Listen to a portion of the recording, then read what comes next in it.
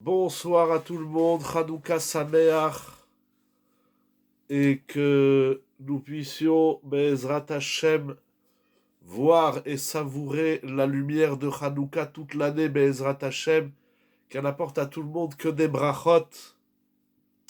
Et la lumière de Hanouka, elle passe essentiellement par l'étude de la Torah, Kiner Mitzvah Vetorah Or. La lumière de la Torah, la mitzvah et le ner, pas de la guerre, mais de la vie. Vetorah Or. Nous allons, Breuchim Abayim sur Yeshiva Zoom. C'est toujours un plaisir de se retrouver avec vous pour étudier un sujet de la paracha. Et cette semaine, nous allons parler de la paracha de Miketz. Il y a tellement de choses, tellement de chidushim dans ces sujets de Yosef et de ses frères, qui, on a l'impression, dans la paracha de cette semaine, ils se cherchent. Yosef, il sait qu'il a en face de lui ses frères, mais eux ne savent pas qu'ils ont Yosef. Et dans ce jeu, entre guillemets, qui est très profond, ce sont des sujets très profonds, il y a, la Torah nous raconte au Perek Mem Gimel, qu'il y avait la famine. Ve'ara'av kaved ba'aretz. La famine était très lourde.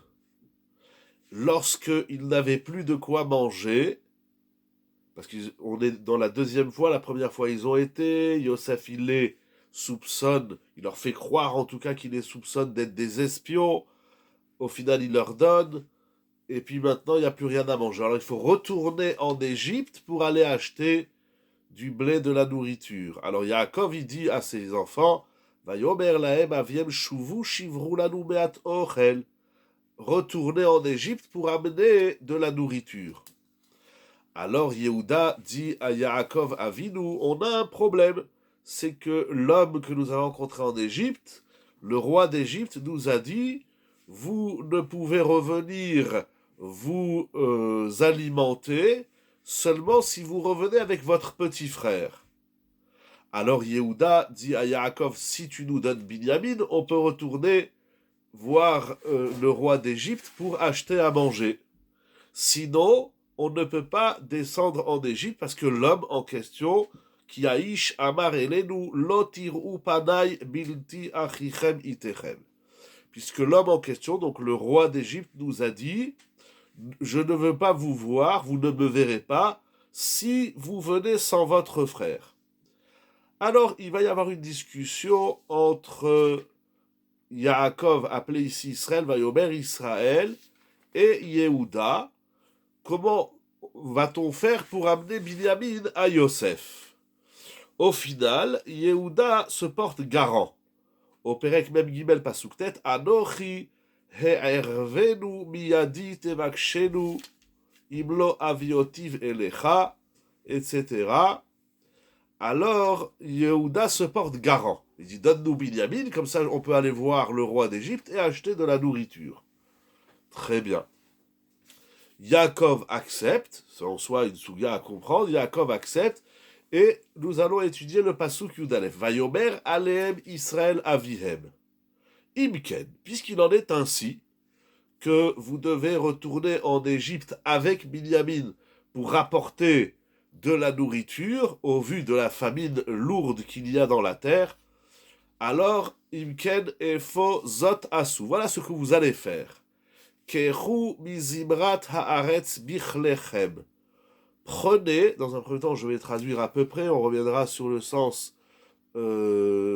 précis du mot, mais prenez avec vous des ingrédients de la terre, à savoir, et il leur donne quelques échantillons, veoridu laish mincha, et amenez un cadeau à Yosef. Me'at tsori, un peu de tsori, c'est une plante qui sent bon, atsori ve'atziporen, qu'on dit dans la Ketoret, et prenez également me'at des vaches, un peu de miel. Nechot, prenez du nechot valot, Rachid dit que c'est de la cire.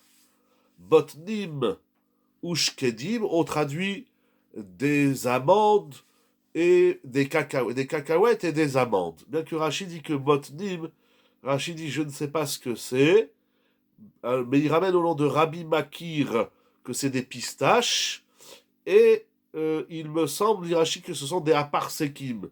Alors est-ce que c'est des kakis, est-ce que c'est des pêches? Bon, en tout cas, où on ne sait pas ce que c'est. Rachid a 3 explications sur les botnim. Bien sûr, il leur dit prenez de l'argent et vous allez aller. Il leur fait également une bracha. Prenez votre petit frère, il leur fait une bénédiction et allez donc chez Yosef. Alors, il y a quelque chose de surprenant. Yaakov Avinu, il comprend, c'est la réalité, comme on dit aujourd'hui, qu'il n'y a plus rien à manger, que pour aller voir Yosef, il faut descendre avec Binyamin. Bon, il l'accepte, malgré lui, il a déjà subi de lourdes épreuves de la perte apparente de Yosef. Il dit on va pas recommencer avec Binyamin. Bon, Yaakov est perplexe, il doit envoyer Binyamin. En tout cas, au final, il accepte, c'est une condition de Yosef. Ok. Il leur fait une bracha, il va le dire au pasuk Yudalet, vekel shaka itel lachem rachamim lifnaish, etc. Il leur fait une bracha, c'est normal de faire une tfila. Comme ça, il dit Rashi, be'ata enchem chaserim kulum elat tfila areni mitpalel alechem. Vous avez tout ce qu'il faut, vous avez Binyamin, vous avez des présents, des cadeaux à offrir à Yosef, et la tfila. Bon, donc Binyamin, les cadeaux et la tefila. Tous, et l'argent, bien sûr, pour aller acheter de la nourriture, pour aller acheter ce qu'il faut. Tout ça, on peut dire que c'est normal, c'est même logique de se préparer ainsi pour aller acheter de la nourriture. Mais il y a quelque chose de surprenant. Yaakov Avinu, il décide de faire un cadeau à Yosef. Il ne sait pas encore que c'est Yosef, il pense que c'est le roi d'Égypte. Donc de faire un cadeau, on peut dire c'est normal. Disons comme ça.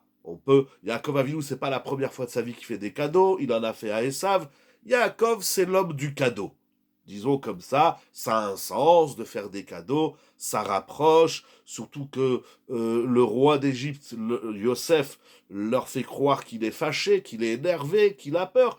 Bon, on peut comprendre qu'il faut faire des cadeaux. Il n'y a pas de problème, tout le monde aime les cadeaux, en faire, en recevoir. Bon, il faut faire des cadeaux. Ok. Donc, qui donne Binyamin, c'est la condition de la transaction.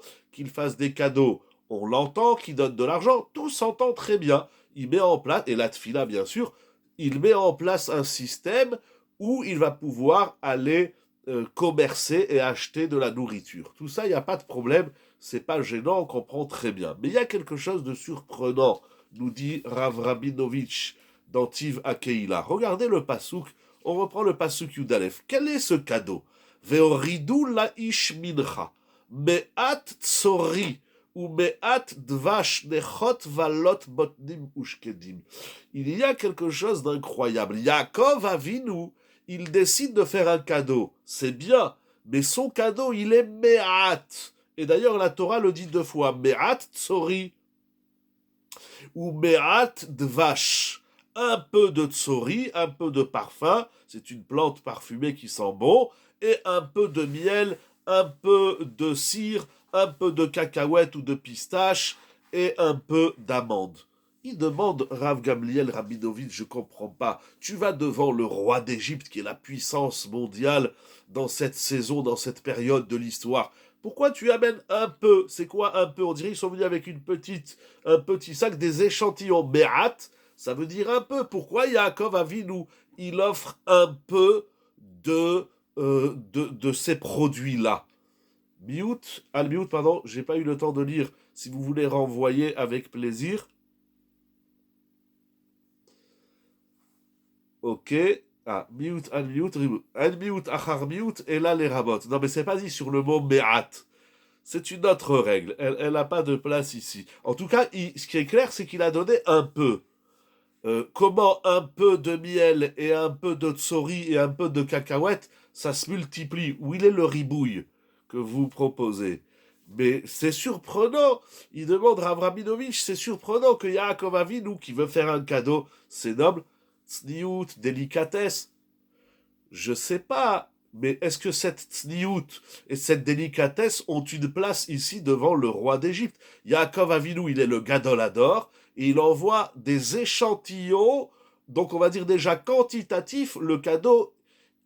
Je comprends, il n'a pas besoin d'envoyer un camion de cacahuètes et de miel, mais si déjà tu fais un cadeau, mais pourquoi un peu? Méhat, méhat, c'est un peu, c'est pas grand-chose, c'est un échantillon. Première question. Deuxième question, pour pas que la Ishtadlout soit trop grande. Nous y arrivons. Il faut expliquer ce que vous dites, nous y arrivons. C'est un des tiroutsim, on va y arriver. Très bien. Deuxième question, toujours dans le même ordre d'interrogation. Pourquoi ces produits-là c'est ça qu'on offre à un roi. Du tsori, du miel, des cacahuètes, des amandes. C'est-à-dire aussi bien quantitatif que qualitatif. Le cadeau de Yaakov Avinu, il paraît mesquin. Le Gadol Hador qui envoie un cadeau au roi d'Égypte, aussi bien en quantité qu'en qualité des produits, c'est assez surprenant que ça soit ainsi. Surtout, je rajoute sur la question, c'est que Yaakov, il est en position de faiblesse, entre guillemets, inférieure, parce qu'il a besoin du roi d'Égypte. Lorsqu'on a besoin de quelqu'un, on ne lui fait pas un cadeau minime, un échantillon de cadeaux, qui plus est, lorsque les produits ne paraissent pas exceptionnels. Yaakov Avinu, il a besoin de Yosef, il a besoin du roi d'Égypte parce que sinon il n'a rien à manger. Lorsqu'on veut, lorsqu'on attend, on est en attente d'un service qu'on demande à quelqu'un, je sais pas, par exemple, vous devez emprunter 1 million à la banque. Alors c'est normal que vous allez rencontrer le directeur de la banque, etc. Bon, et il vous met des conditions. Il n'y a pas de problème, il faut venir avec Binyamin, il faut payer. Tout ça, il n'y a pas de problème, c'est normal. Mais vous dites, bon, je vais lui faire un cadeau, comme ça, voilà, ça va créer une relation de confiance, d'amitié, et puis il me donnera le prêt d'1 million plus facilement. Alors vous allez venir avec une Rolex, ou une Cartier, ou un Montblanc, je sais pas, mais on va pas venir avec un petit déodorant qu'on achète à 2,50 € en supermarché, et puis on va lui amener un peu des cacahuètes et des pistaches. C'est de la moquerie. Lorsqu'on attend quelque chose de quelqu'un, on a besoin d'un service immense. Ici, le service, il est immense. Il n'est pas évident. Ah ben, on ne vient pas avec un cadeau de cette taille. Ça paraît même moqueur. C'est incroyable. Qu'est-ce qu'il y a à comme Avinu il a derrière la tête? Ça, c'est la question qu'on peut s'interroger ici.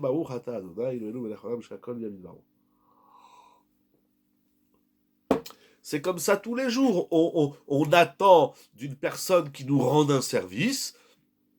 Alors c'est intéressant parce que souvent c'est après que la personne nous rend le service qu'on lui offre un cadeau. Des fois le cadeau qu'on reçoit, si tant est qu'on reçoive un cadeau parce qu'on a rendu... Imaginez vous rendez un service immense. C'est pas un petit truc, je sais pas moi, t'as pas 10 € à me prêter, c'est pas un petit... ou achète-moi une baguette. On peut pas être en demande et se montrer plein de tout. Non mais vous avez raison, c'est juste, c'est juste. Mais d'abord ce qu'il envoie c'est pas nourrissant. Là, il faut du blé, il faut des céréales, il faut manger, il y a la famine. Alors, vous vous dites tout simplement, c'est technique, j'entends ce que vous dites, c'est technique, on peut pas t'envoyer grand-chose parce que c'est la famine. Mais bon, pourquoi il a besoin... Alors la Torah a besoin de le préciser. La Torah dit, Yaakov, il a fait un cadeau. Il a fait un cadeau en fonction des moyens du bord. Mais si la Torah, elle le note, c'est que Yaakov, il aurait pu faire plus. Il aurait pu faire mieux. Mais il y a ici une volonté de Yaakov Avinu que nous allons voir, Bezrat Hashem. Il y a, il y a une volonté de Yaakov Avinu de ne pas en faire trop. Vous avez raison, mais on ne se nourrit pas de pistaches. Si Rasvé Shalom, il y a la famine, alors même si on a des tonnes de pistaches, on va en manger, mais on va pas manger 3 kilos de pistaches par jour. Ça veut dire, on a peut-être plein de pistaches dans notre pays, ou de miel, on ne se nourrit pas de miel. Le miel, c'est bon, ça a des vertus, tout ce que vous voulez, des protéines. Yesh li kol. Oui, mais là, non, mais là, il n'a pas tout. Ça, il a dit du temps de Esav, lorsque Yaakov, il rencontre Esav. Mais, pardon, mais là, il n'a pas tout, il leur faut du blé. Comme il dit à ses fils de ne pas se faire voir sévérim. Oui, il leur dit, ne montrez pas que nous sommes...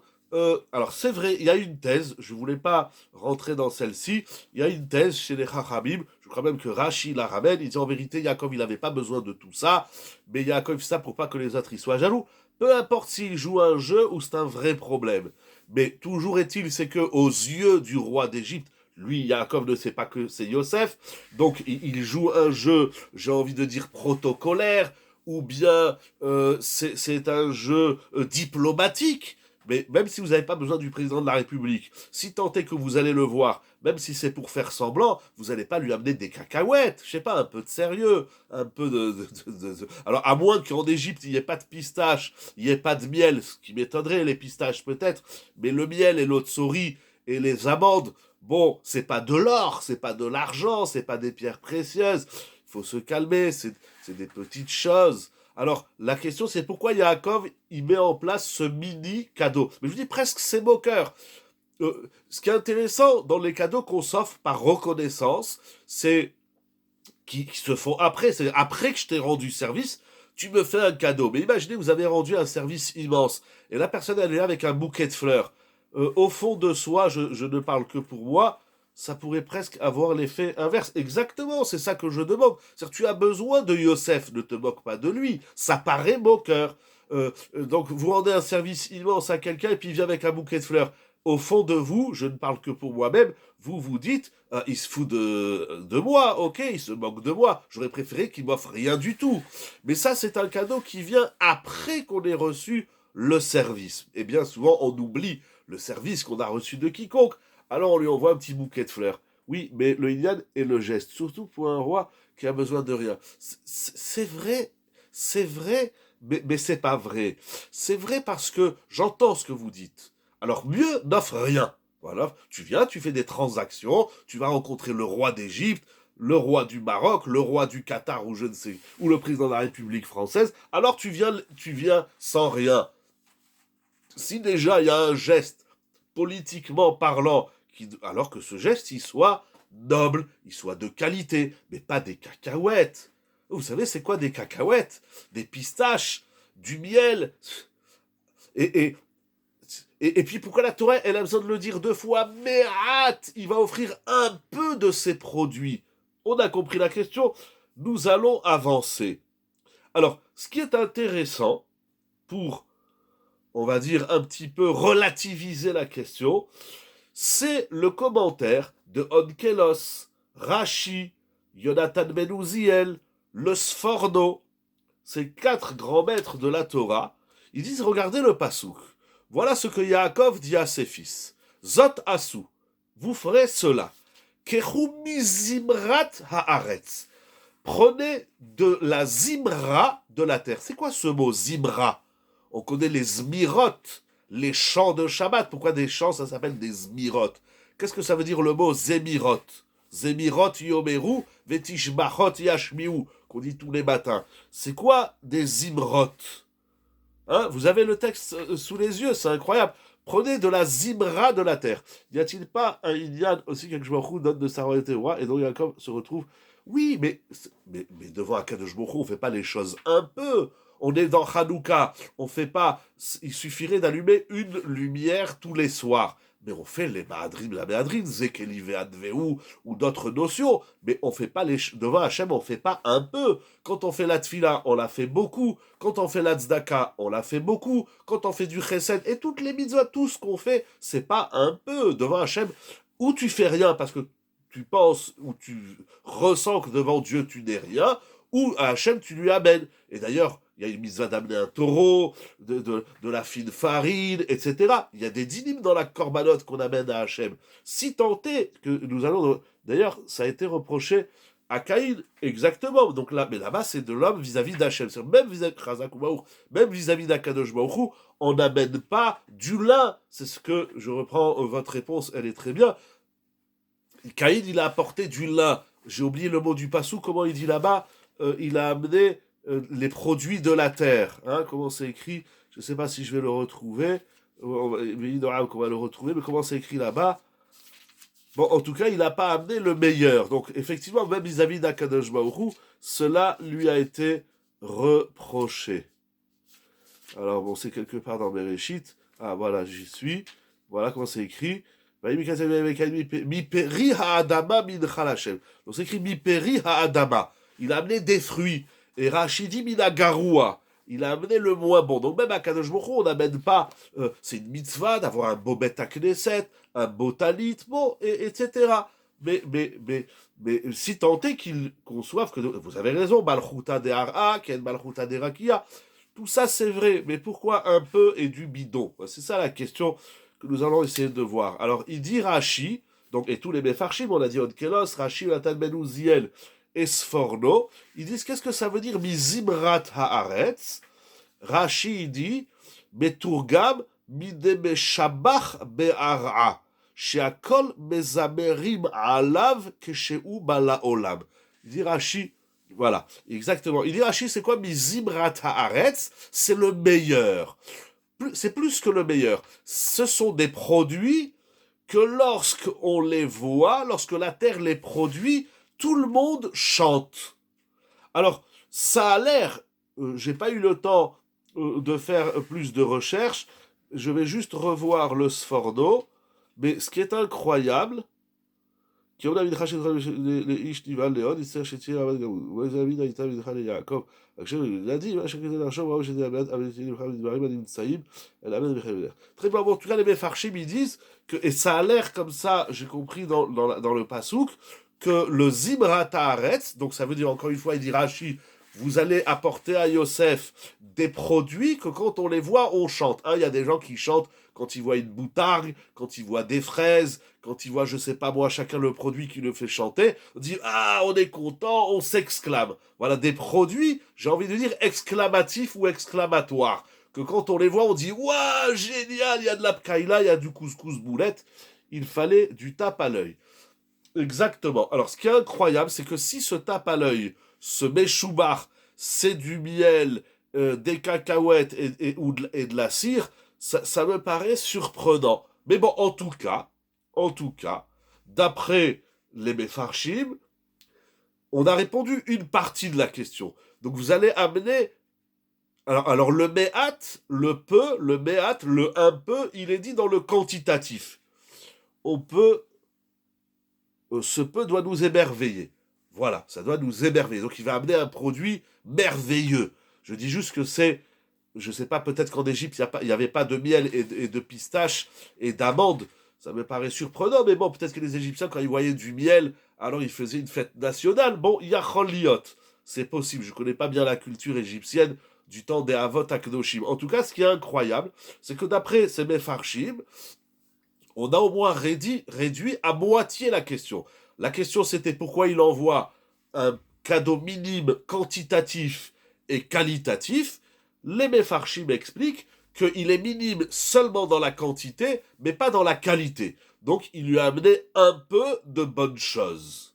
Mais on n'a pas répondu la quantité. Si déjà en Égypte, il n'y a pas de miel et de cire et de pistaches et d'amandes, eh ben alors amène-en beaucoup. C'est pourquoi tu amènes un échantillon. Si toi, tu en as plein en Eretz Israël, ou si tu n'en as pas, là, tu n'as pas besoin de nous le dire, mais si tu en as, alors envoie-lui un bateau de miel, un container de pistaches. Pourquoi tu lui donnes un peu? Ben, pourquoi tu lui donnes un peu? Ou tu dis, voilà, tiens, je sais pas, en vérité, le un peu, j'ai pas trouvé, cherché dans les farchim, c'est combien un peu? C'est 1 kilo, c'est 500 grammes. Bon, mais voilà, c'est pas grand chose. Alors, on a peut-être répondu l'aspect qualitatif du produit choisi par Yaakov Avinu, mais on n'a pas répondu l'aspect quantitatif de ce produit. Et encore une fois, la Torah le note par 2 fois, Be'at Tsori ou Be'at Dvash. C'est la question. Surtout, encore une fois, qu'il a besoin de Yosef. Il a besoin de ses services. Alors, quand tu as besoin d'un service de quelqu'un, tu n'envoies pas un demi-chocolat et une petite bouteille de whisky de 3 centilitres. Je sais pas, ça me pas. J'essaye même d'imaginer la scène. Les fils de Yaakov Avinu, Akdoshim, les Shvatim, ils viennent devant le roi. Ils lui sortent vous savez, les mini bouteilles de whisky de 2 ou 3 centilitres. Ils viennent avec un petit sachet dedans. Il y a quelques pistaches. J'ai du mal même à imaginer la scène. C'est presque, c'est moqueur. Chas Shalom, mais c'est pas moi, quelqu'un il vient, j'invite quelqu'un à la maison, il m'offre une bouteille de Coca-Cola de 5 centilitres et il m'amène 3 olives et 4 cacahuètes. Tu te moques de moi, c'est pas sérieux, hein, vous comprenez le problème. Qu'est-ce qui se cache derrière ce comportement de Yaakov Avinu? Ça, c'est la question.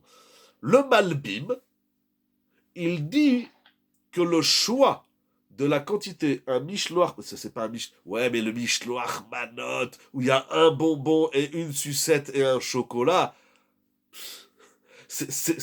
vous avez raison, c'est le geste, mais malgré tout, il y a un minimum de, je sais pas, de noblesse. D'abord, t'as pas honte de mettre un bonbon et une cacahuète, voilà, c'est pas mechoubad, c'est pas honorable.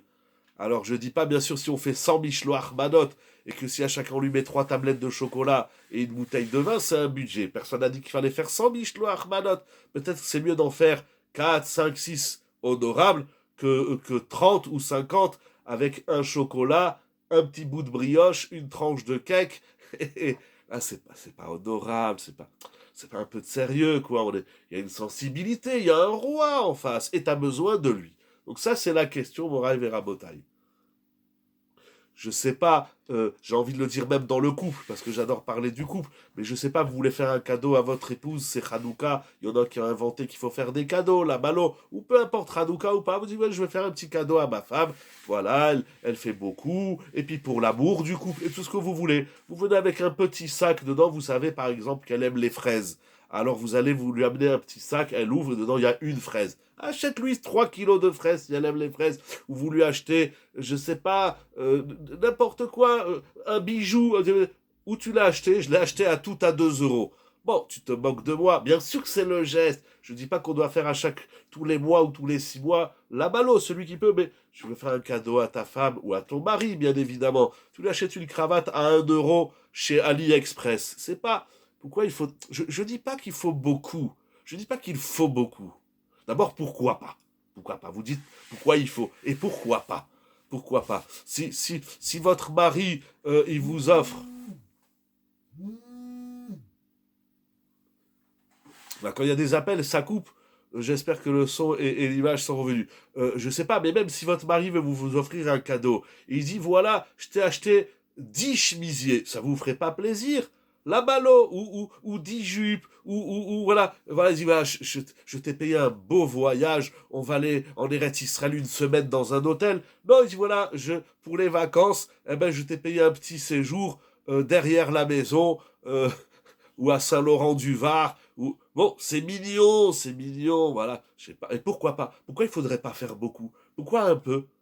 Non, mais encore une fois, lorsque j'ai besoin de quelqu'un, je vais pas lui amener quelque chose de rigolo. Peut-être Jacob, il voulait titiller Yosef, dire tiens, mais c'est quoi ce cadeau qu'on m'envoie? Mais c'est presque déshonorant, c'est du zilzoul, c'est du mépris. Oh, on a un roi ici, on a un homme qui est plus puissant que tous les hommes qu'on connaît aujourd'hui. Aujourd'hui, les hommes, la puissance des hommes, c'est un bouton. Est-ce qu'on fait sauter la planète avec la bombe atomique? C'est pas de la puissance, c'est de la battladoute d'appuyer sur des boutons électroniques. Ou c'est des battlanime aujourd'hui. Et beaucoup de présidents, c'est des battlanime. C'est ta force, c'est pas parce que tu as appuyé sur un bouton. Hein. Il voulait peut-être se moquer de lui. C'est pour ça que je dis. mais c'est dangereux, attention. Je dis pas se moquer, je dirais peut-être que Yaakov il veut surprendre ce roi parce que c'est ça qu'il dit le Sforno. Le Sforno il dit à un roi qui est riche, qu'est-ce que tu vas lui offrir? Tu vas lui offrir une montre en or, il en a déjà 18 000. Tu vas lui offrir une Ferrari, il en a déjà 400. Qu'est-ce qu'on peut offrir d'exceptionnel? Il veut interpeller, voilà. Il veut peut-être l'interpeller, de lui dire, il y a ici une volonté d'envoyer. Alors sur quoi il veut l'interpeller? Alors nous allons voir. Le Malbim dit que Yaakov Avinu, il veut pas donner un sentiment à Yosef que ce qu'on lui envoie, c'est de la corruption. Parce qu'un multi-archi, je sais pas quoi, milliardaire, tu viens avec une mallette et dedans, il y a 1 million. Presque, il rigole. Il dit, mais si déjà tu m'envoies une mallette, tu sais très bien que moi j'ai 1 000 milliards dans les comptes de l'Égypte antique. Alors ton million, presque tu te moques de moi. Alors peut-être que là, il faut lui envoyer 1 dollar. $1 et une cacahuète. Tiens, là, il va dire, tiens, là, il y a quelque chose. Qu'est-ce qu'il me veut, ce bonhomme? C'est sûr qu'il veut m'envoyer un message. Alors, il ne fallait rien... Alors, très bien, très bien. Alors, ça le Malbim, j'y arrive. Le Malbim, il dit, il veut, il veut éviter que Yosef pense de Yaakov et ses fils qui sont des hommes de corruption. Qu'est-ce que tu m'envoies? Ah, tu m'envoies tout ça pour me pitouiller, on dit en hébreu. Les fatot, ça veut dire tu veux me séduire, tu veux me rouler avec ton truc, c'est de la corruption. Donc nous, le clan Israël, Yaakov et les Shvatim Akdoshim, on est correct, on veut pas te corrompre. Bon, j'entends. Mais alors pourquoi tu lui envoies quelque chose? Ah, alors on pourrait dire oui, mais lui envoie quelque chose parce que ne rien envoyer, c'est aussi pas beau, quoi. Tu viens voir le roi d'Égypte et tu l'amèneras. Alors c'est intéressant, il y a cette délicatesse de dire je ne peux pas venir les mains vides, mais je ne peux pas venir les mains pleines. Il n'y a pas de problème. Donc venir les mains vides, c'est pas beau. Venir les mains pleines, ça sert à rien. C'est tout aussi dérisoire, il dit le Sforno. Quoi, un multi-archi-milliardaire, tu sais même pas quoi lui offrir tellement il a tout. Alors, très bien. Donc le rien, oui, ou bien l'échantillon sous-entend qu'il y a beaucoup plus à offrir. Quoi, c'est style 3 petits points. Ça veut dire, bon, je t'offre une cacahuète, mais je peux t'envoyer un container. Je sais pas. Non, c'est-à-dire dans la médecine, dans l'histoire, dans les faits réels, je vois très mal comment la chose, elle se passe. Ça dépend du message du geste. Voilà, alors quel est le message? Pourquoi c'est différent de Esav, où il avait envoyé une tonne? Mais parce que Esav, il est avide de ça. Esav, il fallait le corrompre. Mais c'est une bonne question. Mais d'ailleurs, le Sforno, il fait ce travail. Regardez le Sforno au Perek Mem Gimel Pasuk Yudalef. Si je me trompe pas, il parle de Esav. Oui, c'est ça. Il y a, alors c'est un chevar pour Yosef. Oui, peut-être que Yaakov, il a bien compris qui c'est Yosef. Il y a Choliot. Moi, je veux comprendre plus Mitzad Yaakov. Ça veut dire, il y a 3 perspectives. Ou j'en vois rien, c'est un manque de respect. Ou j'en vois beaucoup, c'est inutile. Ou j'en vois un peu. Mais pourquoi un peu, c'est mieux que rien? C'est ça que je comprends pas. C'est ça que j'ai du mal à comprendre. Alors, le Malbim, alors le Sforno, il fait le travail de comprendre pourquoi Yaakov Avinu. J'ai dit au début, Yaakov Avinu, c'est l'homme du cadeau. Et il adapte le cadeau en fonction du destinataire.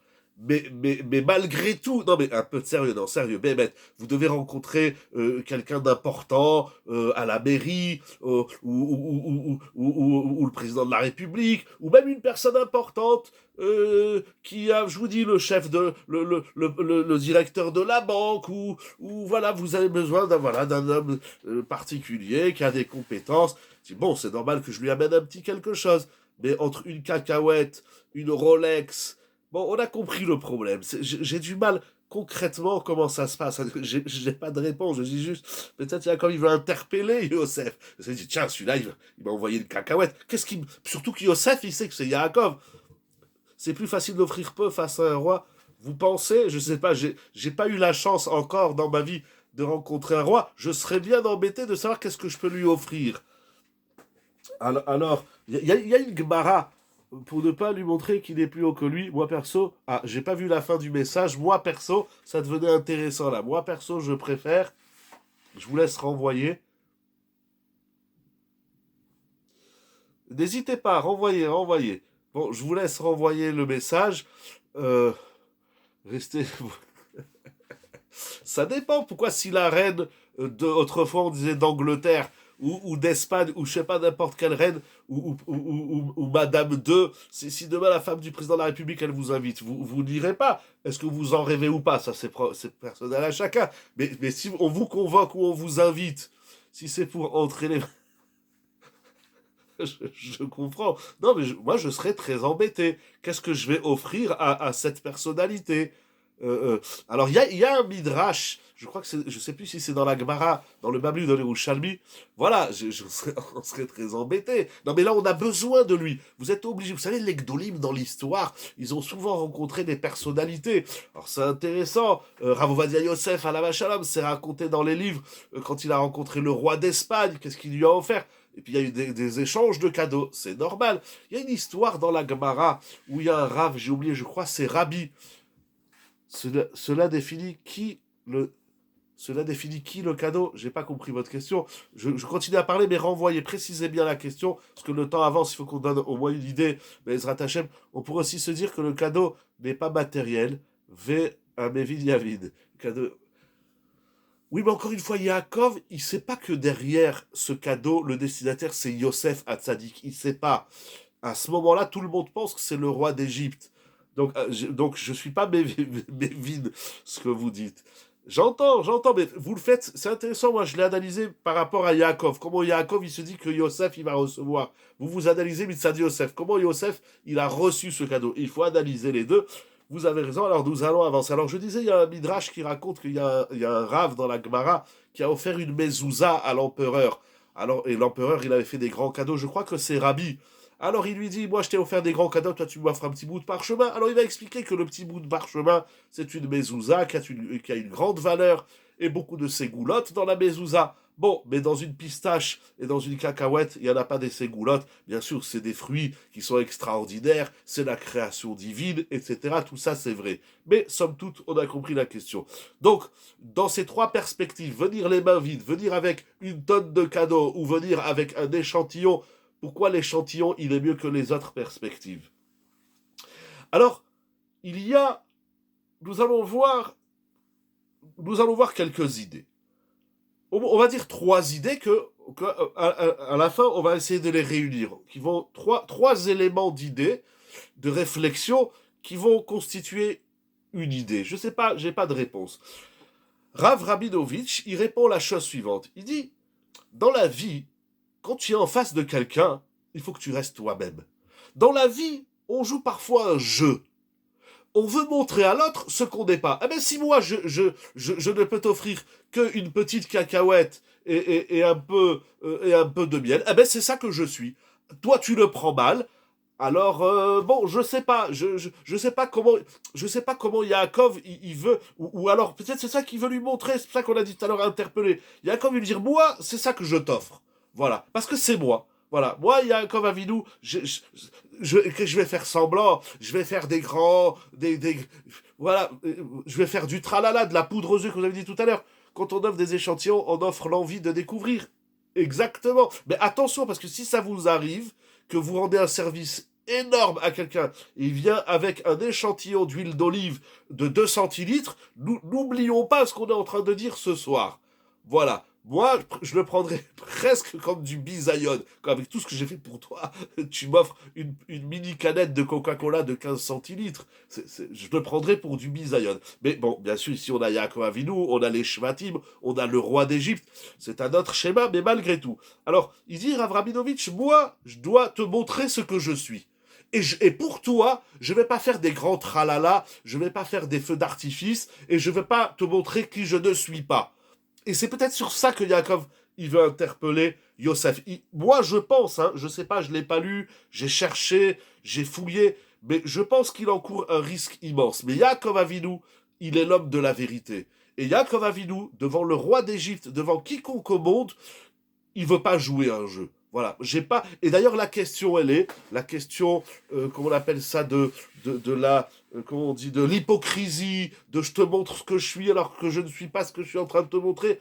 Elle est extrêmement délicate au quotidien, dans les relations professionnelles, sociales. Et ce qui est intéressant ici, c'est qu'on a une relation entre le grand maître de la génération, qu'on dit le Gadolador, le Tzaddik, et le roi d'Égypte. Donc on a deux hautes personnalités de la société. Et ben le Gadolador, il nous apprend, il dit, moi, à celui qui est en face, je lui montre ce que je suis. Moi, je suis Amiti. Voilà. Et si moi, je ressens que c'est ça que je dois t'offrir, eh ben je le ferai. Ça rejoint un peu l'idée du Malbim. Je veux pas... je veux pas que tu crois que moi je viens te corrompre et que je veux moi voilà, voilà. Alors ça suffit pas parce qu'il faut expliquer pourquoi Yaakov il est dans le un tout petit peu parce que quand tu offres un cadeau c'est tu montres ce que tu es, mais tu veux aussi que l'autre il reçoive quelque chose. Le cadeau, c'est pas seulement pour que je t'offre quelque chose pour que je te prenne de toi. Je t'offre quelque chose que je veux t'apporter quelque chose. Alors c'est extrêmement délicat la souilla des cadeaux hein, dans la société, dans le couple, dans la famille, etc. C'est extrêmement délicat. Voilà, et on est dans la période, et chaque année j'ai les questions, est-ce qu'on a le droit d'offrir au goïm, à son patron ou à ses employés, les cadeaux de fin d'année, là on va vers la fin du mois de décembre, le début de l'année civile, le mois de janvier. Bon, dans la halakha, pour janvier c'est moutard, c'est pas des jours de Avodazara. Et pour leur fête de fin de décembre, eh ben on l'offrira avant ou après, il n'y a pas vraiment de Avodazara, on peut offrir tout ça, mais on ne va pas offrir des produits. Après, il y a des dynimes. Qu'est-ce qu'on peut offrir à un gars? Est-ce qu'on peut lui offrir du vin, de la viande, des chocolats, pas cachers? Il y a plein de questions, mais on a besoin. On vit dans une société où on s'offre des choses. Ok, donc Bekitsur Nimratz, la première idée, en tout cas, il y a dans ce que j'offre à l'autre, je dois pas lui faire croire ce que je ne suis pas. Yaakov Avinu, c'est l'homme de la vérité. Attention, encore une fois, on est dans une relation délicate. Dans le couple, ça marche peut-être pas comme ça ou avec les enfants, ou dans la société. Il faut adapter le cadeau, pas seulement à la personne qui reçoit, mais, donc, on va dire comme ça, il faut adapter le cadeau à la personne qui le reçoit, à la personne qui le donne, et à la situation. Si ma femme, je lui amène une bague que j'ai achetée chez Toto ou à tout à 2 euros, c'est pas sûr que ça lui fait plaisir. Alors, peut-être que oui, il faut connaître la personne qui est en face, mais il faut bien connaître sa sensibilité. Mais en tout cas, il y a cette réflexion qu'il ne faut pas en faire trop parce que je n'ai pas le droit de te faire croire des choses sur moi que je ne suis pas. Voilà, hein, on est fiancé, on s'offre la lune, et puis on se marie, on se regarde plus. Bah alors tu m'as roulé. Tu m'as roulé, moi je croyais que tu étais généreux, je croyais que tu aimais faire des cadeaux, mais depuis qu'on est marié, tu ne m'as jamais fait de cadeaux. Ou bien, alors on était fiancés, tu me payais des super trucs, et puis maintenant on est mariés depuis 10 ans, 20 ans, voilà, tu m'offres même plus de cadeaux. Ah, presque tu m'as roulé, alors tu m'as menti. Alors en tout cas, bon, voilà, c'est des exemples. Après, concrètement et dans le moindre détail, il faut bien réfléchir. En tout cas, il y a comme Avinu, il veut pas montrer aux autres ce qu'il n'est pas. Voilà. Ça, c'est l'idée. J'ai beaucoup aimé cette idée. D'ailleurs, il raconte Rav Rabinovitch qui avait un rave qui cherchait du travail. Dans le temps, il n'y avait pas le système du collège, il n'y avait pas le système des bourses qu'on donne aux gens qui étudient la Torah. Alors, des fois, les gens, ils devaient aller, tout le monde devait aller, tout le monde allait travailler, même les rabbinim, ils travaillaient, tout le monde travaillait. Il n'y avait pas les aides sociales comme aujourd'hui. Donc, il raconte l'histoire d'un rave. Non, bon, le livre, il est là-bas, c'est compliqué d'aller le chercher. Alors, il raconte l'histoire d'un rave qui répond à une annonce. Il y a un patron, un goy, c'était quelque part en Europe, il a une société et puis il cherche des commerciaux, etc. Bon, bref. Et puis alors, il y a plusieurs personnes intéressées du poste en vigueur. Et puis il y a ce rave qui vient. Alors il dit normalement, quand vous allez à un entretien professionnel, alors tous ils sont arrivés sur leur 31, leur cravate bien rasée, parfumée, etc., etc. Puis le Rav, il a été nature, comme il est, pas besoin d'aller chez le coiffeur la veille qui va rencontrer le patron, pas besoin d'aller s'acheter une nouvelle cravate et une nouvelle chemise, il a été comme il est. Voilà, nature, comme il est. Voilà, moi je suis ça, c'est tout. Alors le patron, il fait les embauches, etc. Et puis, les entretiens, et puis au final, il choisit le Rav. Alors tout le monde est surpris, c'est un homme qui a une grande société, et puis il prend juste le rabbin. On comprend pas, on sait même pas s'il a fait des études. Alors tout le monde va demander, puis même le rav, alors le gars il dit le chef le patron de cette société, il dit je vais vous expliquer, je l'ai pris lui parce que lui je sens qu'il est habiti, il a pas fait des tralala. Il n'a pas fait semblant. Il est venu nature comme il est. Vous, je sais très bien, vous avez mis de la peinture, vous avez mis comment on dit ça, du papier peint sur vous. Mais qui tout, vous vous êtes maquillé. Vous n'êtes pas vous-même. Il y a l'histoire de l'étudiant qui va à l'entretien dans un grand cabinet d'avocats et ces derniers essaient d'enlever la kippa. Exactement. J'y arrive, il y a donc qu'au final il enlève la kippa et puis le patron lui dit alors je te prends pas. Il y a aussi celui qui voulait se raser pendant la Sphira Tomer. Il y a plein d'histoires comme ça. Mais là-bas c'est un petit peu différent parce que là ça touche la halakha. Ça veut dire est-ce que j'ai le droit d'enlever ma kippa quand j'ai un entretien d'embauche ou bien moi je mets la kippa. Voilà. Est-ce que j'ai le droit de me raser pendant le Homer ou d'enlever mon tzitzit, des choses. Là, on touche la halacha. Dans l'histoire qu'il raconte ici Rav Rabinovitch, c'est plutôt, voilà, c'est plutôt dans l'état d'esprit des choses. Je vais pas te faire croire ce que je ne suis pas. Moi, je suis comme ça. Bien sûr, le Rav, il était présentable, il était propre, mais il n'y a pas besoin. Il y en a avant leur entretien d'embauche, il va travailler chez des avocats, chez des médecins, chez peu importe dans n'importe quelle société. Alors la veille, il va s'acheter un costume. Il faut pas exagérer. Ou même une cravate. Va comme tu es, va nature, respectueux, bien sûr, des recheres. En face de toi, tu as des goïms, faut faire attention au chilou lachem. Mais on n'a pas besoin de faire des tralala. On n'a pas besoin. On n'a pas besoin. Voilà, c'est tout. Mais dans la tête du goy, c'était un gage de confiance d'être authentique. Exactement. Et c'est peut-être ça qu'il lui a offert de plus beau. Ça veut dire d'offrir à l'autre une Rolex, une Cartier ou une Ferrari. À un moment donné, l'autre, il dit, je sais très bien que tout ça, c'est de l'artifice. Mais il faut mettre dans son CV étude de la Torah, ça sélectionne. Bon, ça, étude et pratique de la Torah. Mais là, encore une fois, on le dit au terme de mitzvot, c'est un sujet qui est aussi délicat. Jusqu'où et combien on peut alléger certaines sévérités de halakha. Il y en a, ils bougent pas. Voilà, la Torah elle a dit non, c'est non. Mais comment je vais faire? Mais j'ai raconté l'histoire d'un médecin. Il faut offrir un cadeau qui dénote de notre singularité. Oui, parce que quand je t'offre un cadeau, je te montre qui je suis. Voilà. J'ai raconté l'histoire d'un monsieur qui authentique, hein, qui venait étudier avec nous à la yeshiva le vendredi, et ce monsieur, il est anesthésiste. Et puis, il avait un entretien d'embauche dans une clinique ici à Nice, un hôpital, je sais plus où. Bref, et donc, il a présenté son CV, et c'était la période du Homer. Donc, pendant le Sfirat Homer, c'est un bon monsieur, un bon traditionnaliste, Torah Mitzvot. Donc pendant l'Homer, il se rase pas. Et alors il vient l'avant-veille de son entretien d'embauche. Il me dit, est-ce que j'ai le droit d'enlever ma barbe? Est-ce que j'ai le droit de me raser? Parce que vous comprenez bien, si je me présente dans une clinique, dans un hôpital, avec une barbe mal rasée, ça va pas passer. Mais si j'arrive beau gosse, etc., un monsieur de 50 ans passé. Alors, alors il me pose la question, est-ce que j'ai le droit de me raser pour aller à l'entretien d'embauche? Authentique, hein. C'était il y a 4-5 ans, il y a quelques années. Je lui dis, moi, je vous donne pas le éther. Voilà, moi, je vous donne pas la permission je vous donne pas la permission de vous raser. Ça peut être permis, il y a des tchouvot dans la halacha, ils grottent Moshe, et puis les Sfarim, ils parlent de ça. Je dis, moi, je vous donne pas le terre. Vous trouvez un rave qui vous permet la brioute. Moi, personnellement, je ne vous autorise pas. J'ai pas dit que c'est assourd, mais moi, voilà, j'ai peur de jouer, entre guillemets, avec la halacha. Alors, il était très, très, très embêté. Il me dit, vous me posez un problème de conscience. Je lui ai dit, allez demander à un autre rave. Si vous trouvez un rave qui vous permet la brioute, je ne vais pas vous regarder d'un œil de travers. Alors, bon, il réfléchit, il revient le lendemain authentique, hein, je vous assure. Je ne peux pas dire son nom, il y a du monde, etc. Mais authentique. Il revient le lendemain, il me dit, je fais quoi? Je lui ai dit, moi, je vous dis, qu'est-ce que moi je dis? Moi, je vous dis, ne vous rasez pas, et vous allez voir, tout va bien se passer. Mais il faut aller Behemouna, il ne faut pas aller hésitant. Il est venu la semaine d'après, il m'a dit, il faut que je vous raconte qu'est-ce qui m'est arrivé. Un miracle. Il m'a dit, j'ai tenté votre position.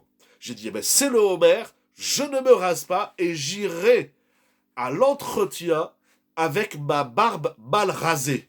Donc du Homer. Il me dit, vous savez quoi? L'entretien d'embauche, c'est une femme de l'hôpital qui est dans le corpus professionnel d'embauche, etc. Bref, et donc il parle avec cette dame qui lui demande son CV, qu'est-ce qu'il a fait dans la vie, etc. Et puis il me dit, c'était plus fort que moi. J'ai dit à cette dame qui était en face de moi, je lui ai dit, vous savez, je m'excuse, je suis venu, je suis pas rasé, j'ai pas arrangé ma barbe, parce que nous les juifs, pendant la période du Homer, on ne se rase pas pendant le Homer. Il m'a dit, là, il s'est produit quelque chose d'extraordinaire. Cette femme, elle lui dit, mais il n'y a pas de problème. Vous savez, moi aussi, je suis juive et je connais ces coutumes et vous avez bien fait de ne pas vous raser. Je vous assure, j'en ai la chair. J'aime pas dire de poule parce que je suis pas un poulet, mais je vous assure, il s'est autant dit, il m'a dit c'est un miracle. J'aurais jamais cru qu'en face de moi j'ai une juive qui me dit Hazak ou Baruch que vous n'êtes pas rasé pendant l'Omer. Bon, c'est un exemple comme celle de la kippa avec le cabinet d'avocats. Il y a plein d'histoires comme ça. Il y a aussi la femme de Rav Steinman, vous connaissez l'histoire de l'épouse de Rav Steinman, qui pendant la Shoah, Alehem Shalom, qui pendant la Shoah, donc les juifs ils travaillaient au début dans les usines, etc. Et puis le jour, comme dit Rav Shach, Rav Zaks, le jour respect Jews ou respect judaïsme.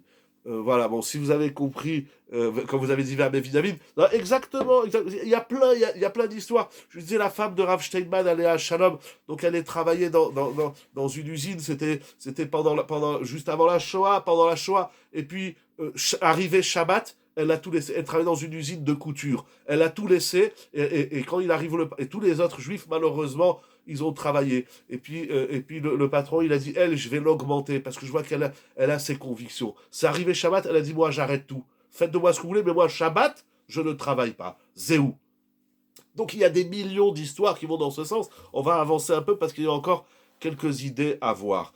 Donc ça, c'est la première idée. Il faut rester soi-même. Et c'est ça que Yaakov il faut offrir. Plus que les cacahuètes et les amandes, plus que plus que le miel et le parfum, il veut montrer à Yosef qu'en face de lui, il a un homme honnête. Mais c'est un risque, et c'est une madriga.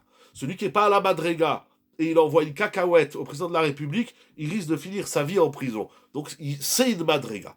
Il faut, Bezrat Hashem la travailler. On joue un jeu avec les gens, avec le monde, malheureusement, il nous encourage à jouer ce jeu de vitrine. Bref, et Rabotai, le temps avance et il y a encore beaucoup de choses à dire sur le papier. Le deuxième point, c'est qu'en vérité, qui va rejoindre un petit peu celui-là, mais on va le dire différemment. En vérité, on est dans un monde où, et encore plus aujourd'hui, et peut-être encore plus en France, dans notre société de haute consommation et dans notre société riche, etc., Baruch Hashem, mais à un moment donné, on a perdu la saveur des choses. S'il n'y en a pas beaucoup, alors on n'apprécie plus les choses. C'est l'histoire de Hanouka. À Hanouka, vous vous rendez compte, toute une fête, parce qu'ils ont trouvé un échantillon d'huile d'olive. C'est quand même incroyable. Ça veut dire, on a d'un côté la guerre, la victoire, etc., des miracles inouïs, mais c'est peut-être pas...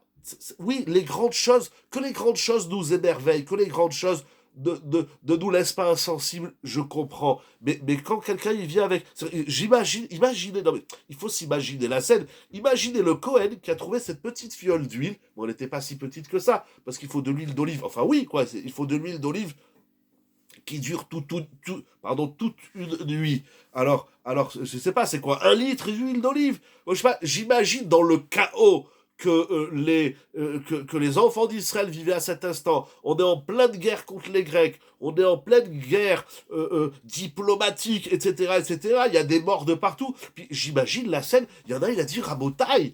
Il est venu voir Matityahu, il est venu voir les grands Kohanim, il dit, j'ai trouvé 1 litre d'huile d'olive. Non mais tu te moques de nous. Le problème maintenant, c'est pas de savoir si on a de l'huile d'olive ou pas. On est là, notre problème, c'est notre survie quotidienne. C'est qu'est-ce qu'on fait avec... ça aussi, c'est la marque de Yaakov de considérer les petites choses. Exactement, j'y arrive. C'est les Pachim Ketalim. C'est Yaakov Avinu. Yaakov Avinu, il n'investit pas que dans les grandes choses. Yaakov Avinu, il fait ce travail d'appréciation, même des choses qui paraissent minimes et indifférentes. Il n'y a pas de choses qui n'aient pas de valeur sur Terre. C'est pas... Mais aujourd'hui, vous faites les rues. Vous sortez ce soir dans la rue, vous allez dans la rue, mais vous allez voir des canapés, des frigidaires, des trottinettes, des vélos. Je sais pas, mais aujourd'hui, on a perdu. Et c'est dommage. Moi, j'ai rien contre la société de consommation est riche, je trouve ça super. C'est une bracha extraordinaire. Mais à cause de ça, on perd la valeur du petit pois, on perd la valeur, la saveur des petites choses. Et peut-être que c'est ça que Yaakov, il veut lancer comme message à Yosef, au roi d'Égypte. Il veut dire, tu sais, nous, on apprécie tout, même ce qui est petit, même ce qui paraît être sans valeur. C'est également Yosef, en vérité, c'est Yosef lui-même. Pourquoi? Parce que si on réfléchit, non mais, on le sait, mais si on essaie, moi j'essaye de le vivre, et je me dis, c'est incroyable. Comment Yosef, il est devenu roi d'Égypte? Yosef, il devient roi d'Égypte parce qu'il interprète un rêve. Vous vous rendez compte que ça veut dire? Le roi d'Égypte, il fait un rêve avec des vaches grosses, et des vaches moches, et des vaches belles, et des vaches maigres. D'abord, je sais pas c'est quoi une vache belle et une vache pas belle, mais et après avec des épis. Donc le roi, ok, tu as bien interprété, on va te donner une récompense, on va te donner un bijou, on va te donner de l'argent, on va te donner une voiture, une maison. Mais il est devenu le roi d'Égypte parce qu'il interprétait deux rêves. Mais je trouve ça surdimensionné, pour pas dire en décalage de la dimension des choses. Tu deviens président de la République parce que tu as fait des hautes écoles, parce que tu sais réfléchir, tu sais gérer, tu t'y connais en gestion, en plein de choses, mais tu es devenu le roi d'Égypte. Tout ça car il a vu que les prisonniers un jour n'étaient pas d'humeur. Il a vu, j'ai pas eu le temps de lire la suite. Oui, mais d'accord, d'accord, Yosef, c'est un homme qui sait réjouir, qui sait mettre tout le monde de bonne humeur, mais pour ça on devient roi. Ça, c'est quoi la dynastie royale? C'est pas rien du tout. Mais peut-être que ça, en Égypte, on sait apprécier. Parce que dans l'Égypte, il y a certainement, et il y aura dans l'histoire beaucoup de choses, il a vu un détail sur leur visage. Voilà, donc c'est Yosef. Oui, mais Yosef, et ça aussi, ça a interpellé. Lorsqu'on sait faire attention aux petites choses, il a un souci des petites choses, voilà, c'est ça que je dis. Lorsqu'on on montre au monde qu'on sait faire attention aux petites choses, et on sait leur reconnaître leur valeur. D'abord, c'est comme ça aussi pas qu'avec les objets, c'est comme ça aussi avec les gens. Il n'y a pas de petits gens et de grands gens. Ça n'existe pas. Chacun à la taille, au niveau, etc., de ce qu'il est, de ce qu'il fait dans sa vie, eh ben, ça a une valeur. J'ai même envie de dire, ça a une saveur. Et Yaakov Avinu, voilà, et Yaakov Avinu, tout à fait, il va, comme vous dites, il va à l'essentiel. L'essentiel, c'est la valeur que tu as. Oui, une pistache, ça a une valeur. Qui c'est qui a dit, alors maintenant je reprends votre phrase, mais plus qualitatif que quantitatif. Qui c'est qui a dit que pour apprécier des pistaches, eh bien, il faut avoir 10 kilos? Eh ben, va acheter 3 pistaches et tu les mets sur la table et tu regardez la pistache. C'est exceptionnel. On est, pardon, quand je dis on, vous savez bien, je ne parle que de moi, on est tellement loin de cette notion que quand, c'est tout, tu m'as mis que 5 frites dans l'assiette. Les enfants, on a beau leur mettre des frites. C'est drôle, car dans notre société, on ne dit pas le diable est dans le détail. Ne dit-on pas le diable est dans le détail? Comme ça, ils disent la société. Bon, Aliyah, je tabarre chez moi. Hein, je connaissais pas ce dicton, mais c'est très grave. Nous, dans le détail, il y a de la saveur. Un homme, c'est pas un détail de l'histoire. C'est pas un homme parmi des milliards d'hommes. Chaque chose, et même, c'est comme ça, les objets, la nourriture, chacun, il a sa valeur. Il faut reconnaître la valeur et la saveur de chaque chose. Yaakov Avinu, il veut montrer, c'est peut-être là qu'il veut, pardon, interpeller Yosef, lui dire, chez nous, les petites choses, elles ont une valeur. Il n'y a pas des grandes choses. Oui, il y a des grandes choses, pardon. Bien sûr qu'il y a des grandes choses et des petites choses. Il y a des milliards de niveaux entre les choses. Il y a des milliards de niveaux entre les hommes. Mais c'est pas parce que moi je suis en haut que l'autre en bas il vaut plus rien, il est inexistant. Non, c'est pas comme ça. Chacun il a sa place. Voilà, on a compris l'idée. La troisième idée, mais vous allez voir, je pense, mes Hachem, on va les réunir, ces trois éléments de réflexion qu'on va réunir, il va sortir quelque chose d'extraordinaire.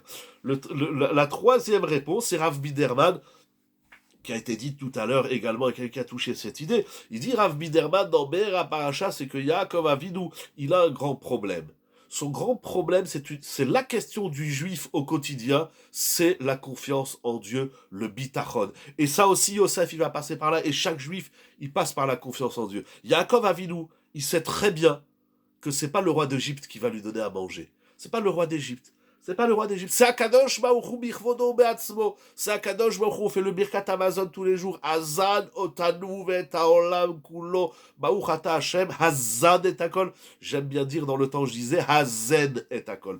Le Birkat Amazon, il faut le faire zen. Chaque mot. Hazan Otanu Vet Haolam. Ve'achalta ve'savata ou ve'rarta et Hashem Elokecha. Yaakov Avinu, il a un souci que tout juif a. D'un côté, c'est Akadosh Baruch Hu qui nous nourrit, qui nous envoie la parnassa, qui nous envoie la santé, qui nous envoie l'argent, qui nous envoie le couple, qui nous envoie les... Tout, c'est Hachem. La source de tout, c'est Akadosh Baruch Hu.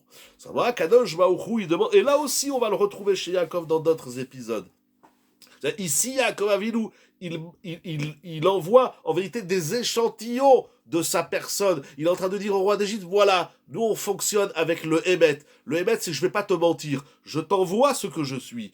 Le deuxième point, c'est la saveur des petites choses. Et le troisième point, c'est qu'Yaakov Avinu, c'est un homme qui n'investit pas grandement dans sa personne, dans son temps. Il a d'autres soucis, le Hémet, les Shvatim, le Chinour de ses enfants, le Shalom Baït, et bien sûr sa Avodat Hashem avec Akadosh Baruch Hu. Il investit le minimum pour laisser toute la place à Akadosh Baruch Hu. Mais ce qui est intéressant, c'est le dosage de Yaakov Avinu. Exactement, mais Yaakov Avinu, il a déjà fait ça, par exemple, avec les pierres. Lorsqu'il a rêvé, il a mis une pierre autour de sa tête, ou plusieurs pierres au départ. Pourquoi ? Eh bien, pour se protéger. Mais quand on veut se protéger, on ne fait pas une muraille qu'autour de la tête. On fait une muraille autour de tout le corps. Yaakov Avinu, il dit, je sais très bien, c'est Akadosh Baruch Hu qui me protège. Moi, je dois faire Baïsh Tadlout, eh bien, je la fais au minima. Parce que c'est Yaakov Avinu. Attention, je ne dis pas que maintenant on va faire un minimum de Ishtadlout. Chacun, il doit... Et en vérité, c'est ça que je dis, ces trois idées-là, en vérité, ces trois composantes de la même idée, elles se réunissent, elles forment une idée extraordinaire. Ça veut dire, notre rapport aux autres. Quel rapport? Pourquoi en vérité je me maquille? Pourquoi je veux faire le beau? Parce que je manque de confiance en Hachem et en moi. Et donc le rapport que j'ai avec les autres, il découle du rapport que j'ai avec Dieu. Oui, je sais que c'est Dieu qui nourrit. Je sais que c'est Akadosh Baruch Hu qui envoie la Parnassa, qui envoie la Refoua, qui envoie tout. Tout c'est Akadosh Baruch Hu, on le sait. Mais dès qu'on arrive dans les faits, on a un peu de mal à se dire, peut-être que j'en fais pas assez, peut-être qu'il faut que j'investisse plus. Mais posons-nous la question, peut-être tu as déjà trop investi. Oui, mais tout le monde dit, mais si tu n'investis pas plus, tu vas pas gagner plus. Comment faire avec tout ça? C'est une étude, on a parlé la semaine dernière aussi du bitachon, c'est une étude délicate, il faut faire attention. Yosef lui-même, il va rester 2 années de plus, nous dit le Midrash, c'est ramené dans Rashi, le Baal HaTurim, tout le monde travaille ce Midrash. Il va rester 2 années de plus parce qu'il va demander au prisonnier qui est avec lui de parler de lui au pharaon. Il fallait pas. Mais il y a quelqu'un qui sort de prison. Qu'est-ce qu'il y a que je lui demande que à son niveau, pas à son niveau. J'ai un livre entier sur Yosef, et qu'est-ce que Yosef il a dit? C'est une question que tout le monde soulève, le Bet Alevi, le Chazonish, le Abrabanel, et encore j'ai oublié, rien que les noms, je les ai oubliés tellement, il y a tout le Mefarchim, il se pose cette question. Quoi? Il est en prison, il y en a, il sort, et lui il est ministre devant le roi, il dit, mais quand tu parles au roi, dis-lui qu'il y a là-bas en prison, hein, il n'a rien à faire là-bas, il s'appelle Yosef Hatzadik. Ça lui est reproché, il va rester 2 années en plus en prison parce qu'il a demandé de l'aide. Mais quand on ne demande pas de l'aide, on crève tout seul. C'est une immense question. Yaakov Avinu, il veut dire à Yosef, d'abord c'est par rapport à lui, moi c'est Baïshtalut. En vérité c'est que toutes les questions, mais c'est très profond comme réponse que vous avez touché tout à l'heure, c'est très profond, c'est moi Baïshtalut, c'est une cacahuète, c'est 1 gramme de miel, et c'est une amande, et c'est une fleur. Ah, mais dans l'autre en face, qu'est-ce qu'il va penser, qu'est-ce qu'il va dire? Ah, alors je vais jouer à un jeu.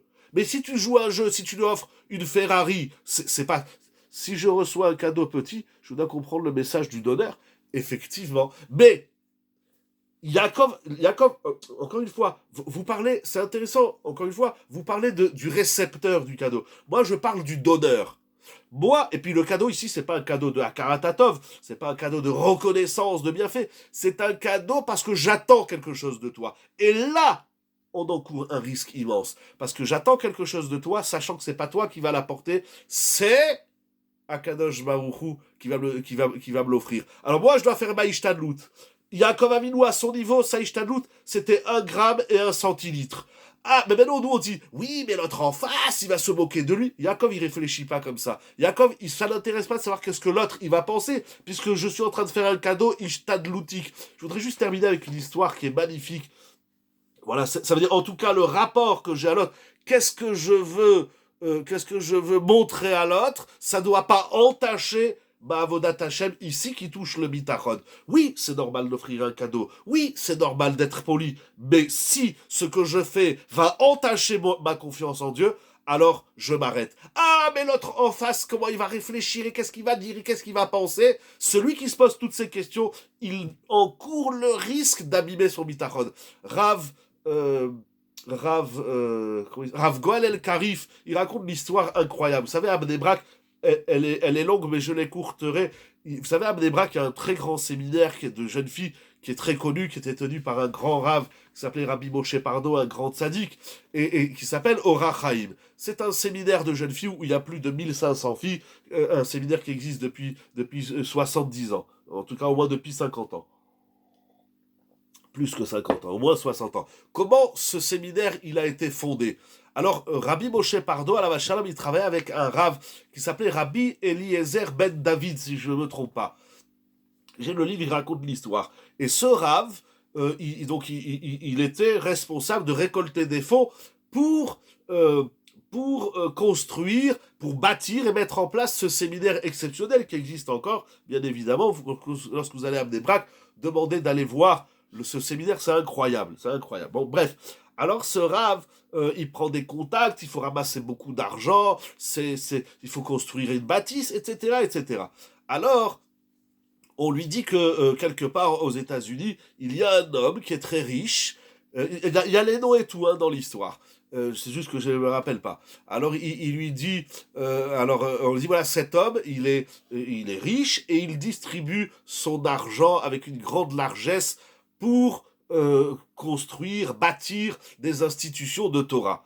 Bon, ce Rav exceptionnel, il connaît pas un mot d'anglais, il lui faut trouver quelqu'un qui peut voyager avec lui, prendre rendez-vous et parler avec l'homme et lui expliquer le projet.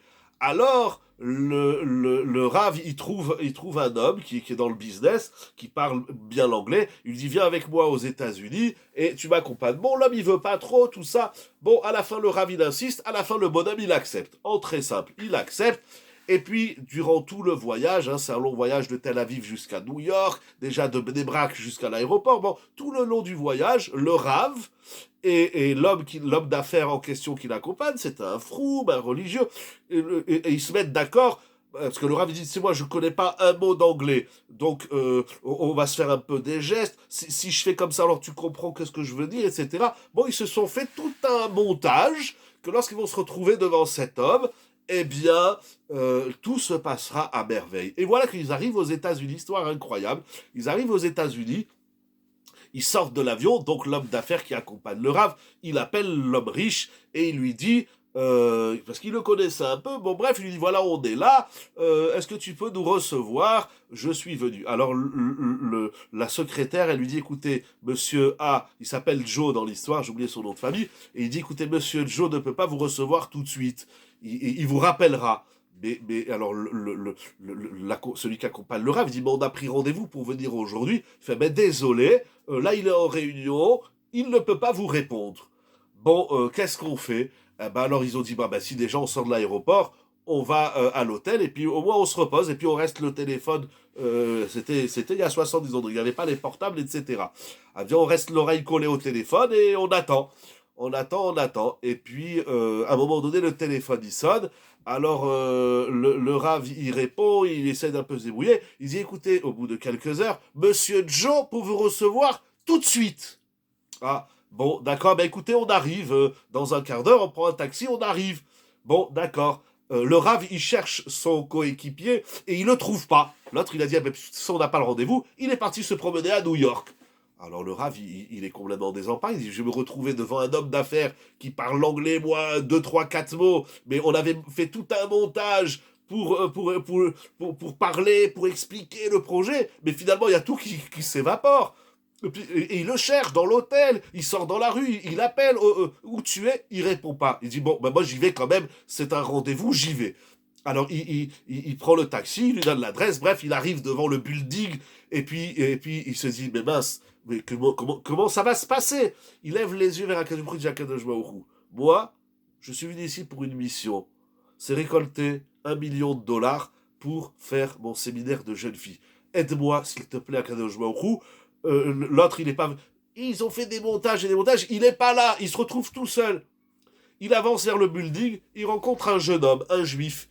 Il lui dit, il le voit, Kippa, tout ça, il lui dit, dis-moi, toi tu parles bien l'anglais? Il fait, oui, oui, il fait, accompagne-moi, je dois aller voir monsieur Untel. Le jeune homme, un jeune homme de 17 ans, il raconte dans l'histoire. Il fait, non mais Rav, vous rigolez, moi, qu'est-ce que je vais faire avec vous devant cet homme d'affaires? Il fait rien, juste tu fais le traducteur. Moi je te dis des phrases, tu lui traduis en anglais, et vezéou, et ça s'arrête là. Et je te donnerai une compensation, 100 dollars, 500 dollars, je sais pas. Alors, le jeune homme, il veut pas trop, le ravin insiste, fait juste tu traduis, voilà, je te demande, tu viens à côté de moi, tu traduis. Bon, au final, le jeune homme, il accepte, et puis il se retrouve devant cet homme, et puis au final ça se passe à merveille, et l'homme, il fait un don, je crois même qu'il va lui donner 1 million de dollars, c'est dit à ça 70 ans, c'est énorme. Bon, bref, en tout cas, le ravin dit de là, j'ai appris une leçon. C'est que dans la vie, tu peux faire tous les montages que tu veux. Mais tes montages, Rabot marche à votre bénéfice. Tous les montages que tu fais dans la vie, ça ne veut pas dire que c'est ça qui va marcher. Ce qui va marcher, c'est ce qu'Akadosh Baruch Hu, il a décidé que ça marche pour toi. Et plus on a confiance en Akadosh Baruch Hu, plus on a du bitachon en Akadosh Baruch Hu, c'est une mida qu'il faut travailler, mais aussi qu'il faut mettre en pratique. Petit à petit, parce que ça nous fait peur, mais parce que vous vous rendez compte, il y a comme il dit, mais parce que nous, en vérité, toutes les questions qu'on se pose, oui, mais si je lui fais un petit cadeau, qu'est-ce qu'il va dire? Comment il va le voir? Comment il va penser? Et est-ce que grâce à ça, je vais gagner plus, ou grâce à ça, je vais gagner moins? Tous ces cheshbonot, c'est parce qu'il nous manque du bitachon.